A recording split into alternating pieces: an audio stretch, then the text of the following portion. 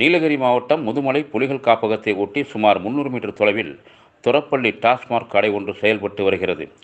இந்த கடை அமைந்துள்ள பகுதியில் அண்மை காலமாக காட்டு யானைகள் நடமாட்டம் அதிகரித்துள்ளது. குடிமகன்கள் இரவு 10 மணி வரை மது பாட்டில்களை பெற்றுச் செல்லும் போது மனித விலங்கு மோதல் ஏற்படும் அபாயம் ஏற்பட்டுள்ளது. இதனுடைய கர்நாடகா மாநிலம் செல்லக்கூடிய சுற்றுலா பயணிகள் துரப்பள்ளி மதுபான கடையில் மதுபானத்தை பெற்று அதனை அருந்தி வனப்பகுதியில் வீசி செல்வதால் சுற்றுச்சூழல் பாதிக்கப்படும் அபாயம் ஏற்பட்டுள்ளது.